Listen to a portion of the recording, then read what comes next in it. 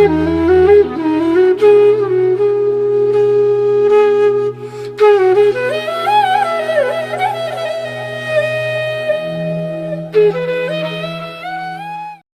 लोग हैं, आपके कारण हो रही है। मैं तो तुम्हारा बालक था, यदि पहले ही पेंसिल पर टोक देते, बेटा गंदा काम है, वापस करके आओ पेंसिल, किसकी ली थी, पूरी वापस करके आओ, पेंसिल वापस होना चाहिए। जब अन्न पानी मिलेगा, जब रोटी मिलेगी, और एक झापड़ उसी समय मार देते, भले मुझे चक्कर आ जाता, लेकिन आज मुझे फांसी नहीं लगती, तू निपुती नहीं होती। दुनिया देखकर दंग रह गई। बेटे ने जब इतना सत्य उजागर किया, मैं तो इनका बेटा था, इन्होंने क्यों नहीं टोका मुझे, क्यों नहीं किया मना। सावधान, आप लोग छोटे बच्चे को छोटा बच्चा जानकर छोड़ देते, अभी तो बच्चा छोटा है, खा लिया होगा एक आध पुड़िया। ये सारी खतरनाक होती है दादियां। बेटा गलती करे, उनकी मम्मी मारती, दादी कहती क्यों मार रही, अभी तो बेचारे के खाने खेलने के दिन हैं। तुम्हारे नाम पर जब फांसी होगी, तब तुम उस बद्दुआ को सहन करना, बद्दुआ को सहन करना। यदि अपने बेटों को चाहते हो तो 24 घंटे चोरों पर निगरानी रखो या ना रखो, 24 घंटे अपने बेटों पर निगरानी जरूर रखना। चोर लूट के ले जाएंगे तो क्या ले जाएंगे, धन ही तो ले जाएंगे, लेकिन बेटा लूट जाएगा तो तुम्हारे कुल की खारी इज्जत लूट जाएगी, ध्यान रखना। चोर यदि चूक गए तुम, चोरों के लिए कोई ताले नहीं होते, चोरों के लिए कोई निगरानी नहीं रखना, क्या ले जाएगा चोर, हाथ का मैल ना। लेकिन 24 घंटे बेटे पर निगरानी रखो। यदि बेटा लुट गया तो ध्यान रखना, तुम्हारी 7 पीढ़ियां लुट जाएंगी, तुम्हारा वंश ही लुट जाएगा। 24 घंटे निगरानी होना चाहिए। मुनीम से हिसाब लो या ना लो। मैं हमेशा कहता हूं, सुनो जबलपुर के लाडले बेटों के बाप, हाँ हमारा बेटा, बेटे से क्या हिसाब लेना, बेटे से क्या हिसाब लेना, सब कमाई उसी के लिए। तो तैयार हो जाओ निपुते होने के लिए, तैयार हो जाओ बेटे को फांसी लगवाने के लिए। हर बेटे को आज से नियम करना चाहिए, जब तक मैं जिंदा हूं, जब तक ये बेटा समझदार नहीं हुआ है, जब तक ये बेटा अच्छे बुरे का ज्ञान नहीं रखता है, तब तक प्रत्येक पिता को शाम को सोने के पहले अपने बेटे का हिसाब लेना है। सवेरे 50 रुपया देते, हिसाब लाओ, हो सके तो पक्के बिल मांग लेना। बेटे का खर्च का बही खाता बना लो। ग्राहकों के खर्च का बही खाता क्या बनाते हो, ग्राहकों का बही खाता भूल भी जाओगे तो चिंता मत करो, मैं तुम्हें आशीर्वाद दूंगा और कहीं से कमा लोगे। लेकिन बेटे के बही खाता भूल गए तो मैं तो क्या, साक्षात तीर्थंकर भी उसकी पूर्ति नहीं कर पाएंगे। बेटे का बही खाता बनाओ, प्रतिदिन इसका लिखवाओ, हस्ताक्षर कराओ, लिखो, ये बताओ दिन भर तू कहाँ कहाँ रहा था, किस किस के साथ रहा था, सवेरे से शाम तक हिसाब दो मुझे। पिताजी आप तो ऐसे हिसाब मांग रहे हो। फिर उसको ऐसी नींद आई कि वो ग्राहक से बात करने लगा, बोले ये कपड़ा तो मैं 500 रुपया मीटर दूंगा, उन्होंने कहा 400 में। वो कहता तू भी क्या कहेगा, 450। उसने बाजू वाले कपड़ा फाड़, ले 450 में ले। और ध्यान में, कपड़े फाड़ने वाला झटके में फाड़ता है, बहुत झटके से फाड़ता है। और ऐसे यूं पकड़ा, कभी धीरे फाड़े तो तिरछा फट जाए, तो इतने जड़े, उतने एक झटके में पूरा कर। क्या क्या क्या किया, बोले साहब 450 लाओ। तो हमें क्या मालूम कि प्रवचन में तुम ऐसे। मैं तो मस्त हो गया कि मेरा प्रवचन तो देखो हजारों 10-10 हजार की भीड़ सुन रही है, हमें क्या मालूम कि 10 हजार में 10 ही सुन रहे हैं। और अभिमन्यु के लिए अर्जुन जी निश्चिंत हो गए कि नहीं, अब मैं निश्चिंत हूं, मैंने अपना सारा ज्ञान अपने बेटे को दे दिया, क्योंकि वो जानते थे कि बेटे में सुन सकता है। अंत में परिणाम क्या निकला, अभिमन्यु कहाँ फंसा, जहां पर मां सुदेवी। बस प्रवेश करना तो सीख लिया, जब निकासी कर रहे थे उस समय सुभद्रा को नींद आ गई। माताओं सावधान, तुम्हारी थोड़ी सी भूल पर एक बेटे की जिंदगी जा सकती है। जिम्मेवारी देखो, मां बनना हंसी मजाक मत समझो, मां बनने में चूक हो गई तो एक बेटे की हत्यारन बनेगी, तू ध्यान रखना।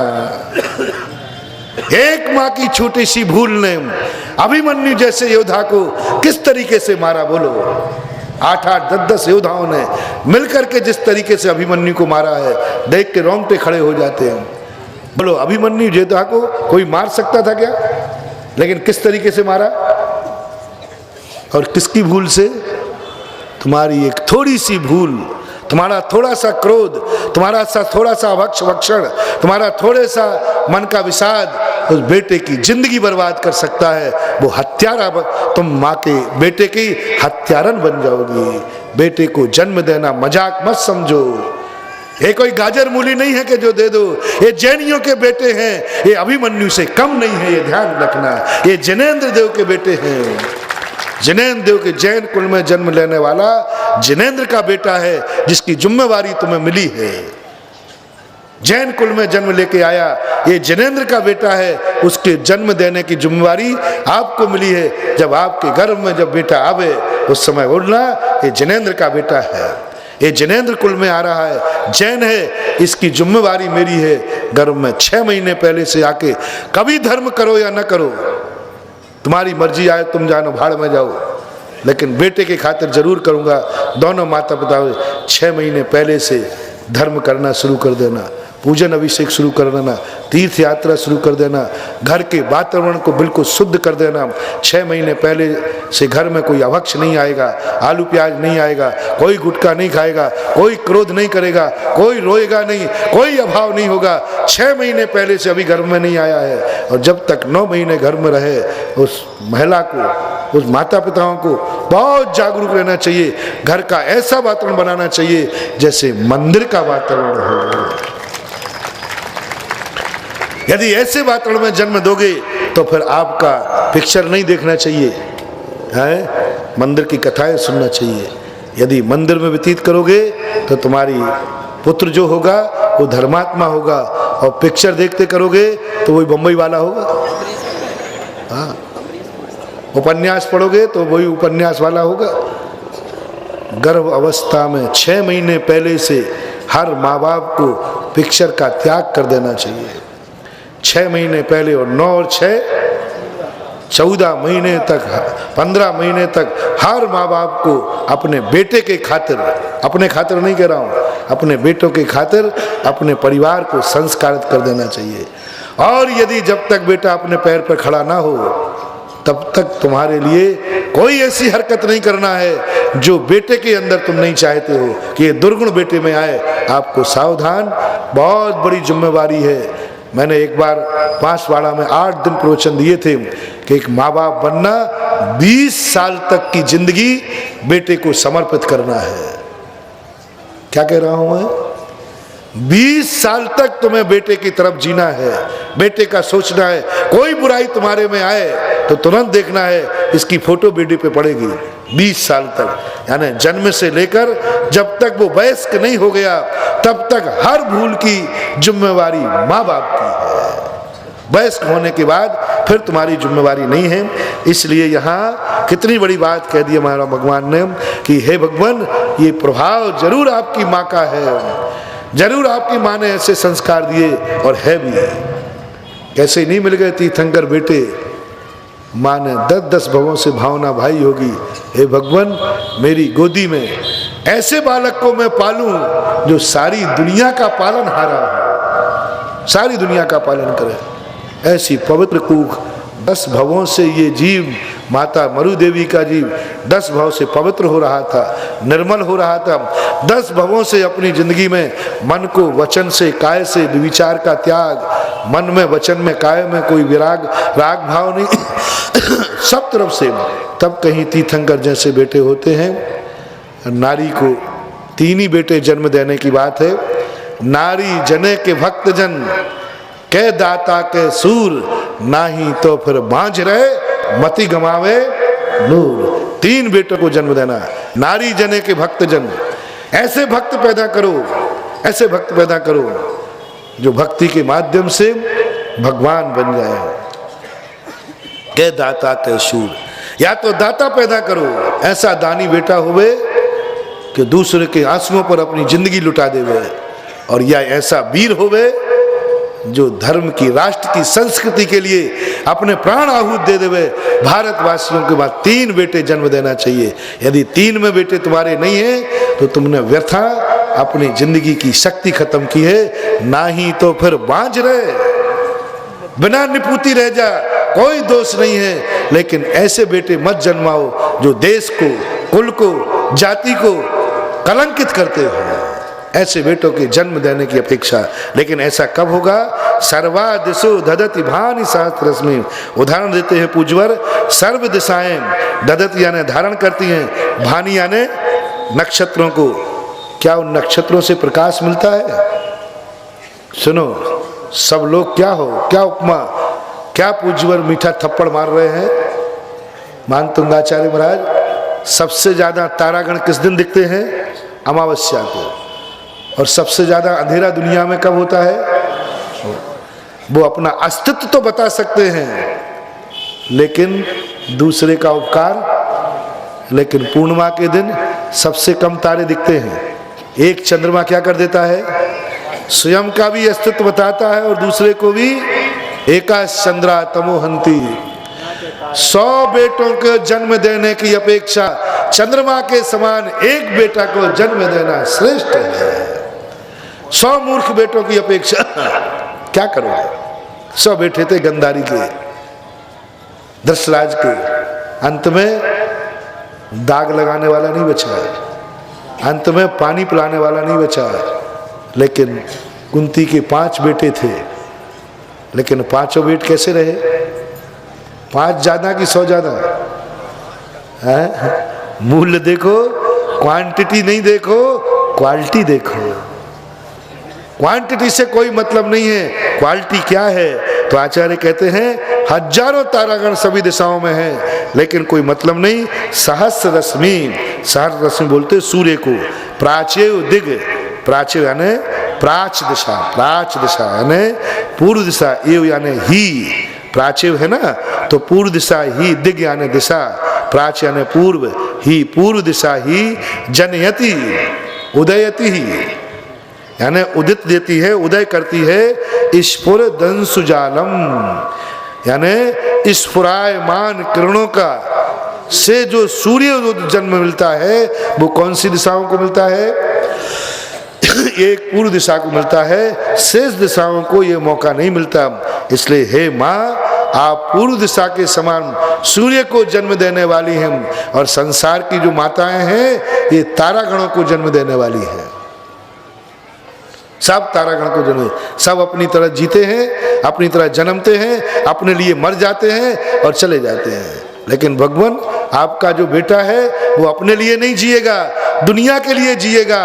अपने लिए नहीं बोलेगा, दुनिया के लिए बोलेगा, अपने लिए नहीं चलेगा। क्या बात कही महावीर ने माँ से, जब माँ ने कहा बेटा तू मेरी भावनाओं को कुठाराघात करके दीक्षा लेगा? बोले माँ, तुम्हारे अकेले आंसू देखता हूँ, ना जाने कितने लाखों लोग निरीह पशु मारे जाएंगे। मैं दीक्षा इसलिए जल्दी ले रहा हूं, जितने जल्दी दीक्षा लेकर केवल ज्ञान प्राप्त करूं और जितने ज्यादा जीवों को बचा सकूं उतना मैं बचा लूं, क्योंकि लाखों का वध हो रहा है धर्म के नाम पर। उनको बचाना मेरा काम है। मैं द्रवीभूत हो गया हूं। बहुत बड़ी बात है। ना जाने कौन से वचन में कब क्या हो जाए। एक बार जयपुर की घटना है कि जयपुर के अंदर एक बार मैंने एवर्सन गर्भपात के ऊपर बहुत जोर से प्रवचन दिया। मैंने कहा ये जो गर्भ बालक आए हैं इनको तुम हत्या करते हो गर्भ में, साक्षात मुनि की हत्या है, साक्षात आरिका की हत्या है। जो व्यक्ति गर्भ में आकर के हत्या करते हैं वे साक्षात आरिका की हत्या करते हैं। बोलो उस कन्या में आरिका बनने की शक्ति है कि नहीं, और बेटे में मुनि बनने की शक्ति है कि नहीं? तो आपने बेटे की हत्या नहीं की है, आपने एक आरिका की हत्या की है, बेटी की हत्या नहीं की। आरिका की हत्या का पाप कितना है, मुनि की हत्या का पाप कितना है, आप सोचो। बेटे बेटी में जो योग्यता है वो राष्ट्रपति बन सकता है, वो राष्ट्रपति बन सकती है। राष्ट्रपति अभी प्रतिभा पाटिल है और बन, तो वो आने वाली में उसमें नागरिकता है राष्ट्रपति बनने की। तो आपने बेटी की हत्या नहीं की, बेटे की हत्या नहीं की, आपने राष्ट्रपति की हत्या की। यानी जितनी योग्यताएं उस बेटे बेटी में होती हैं, उन सारी की हत्या का पाप तेरे माथे मड़ेगा। अब बोलो ऐसे हत्यारे को, जिसने एक मुनि की हत्या की हो, जिसने एक आरिका की हत्या की हो, जिसने राष्ट्रपति की हत्या की हो, जिसने मुख्यमंत्री की हत्या की हो, जिसने राज्यपाल की हत्या की हो, जिसने कलेक्टर की हत्या की हो, क्या क्या योग्यता है बोलो एक बेटे में। इन सारी योग्यताओं को एक तरफ रख लीजिए, इनके हत्यारों का पाप का फल एक बेटे और बेटी को जो गर्भपात कराता है, इतने हत्यारों का हत्यारा है, बोलो इसकी क्या गति है। तुम तो कह रहे मैंने तो बेटे बेटी की हत्या की है, बेटे और बेटी की हत्या नहीं की है, तुमने आरिका और मुनि की हत्या की है, तुमने राष्ट्रपति और मुख्यमंत्री की हत्या की है, तुमने राज्यपाल और कलेक्टर की हत्या की है, तुम कोई साधारण पापी नहीं हो। डॉक्टर इंजीनियर सीए की हत्या, डॉक्टर इंजीनियर की हत्या की है, आप किसी को भी मान लीजिए।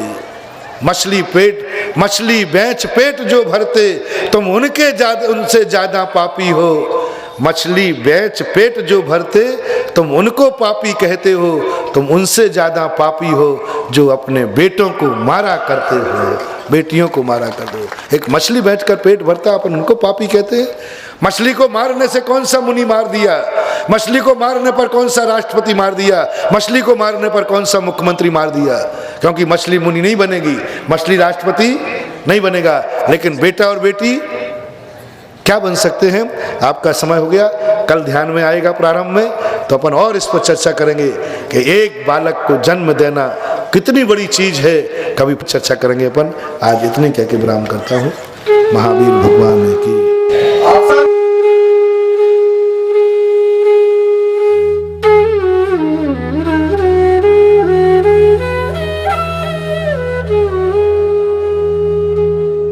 Mm-hmm.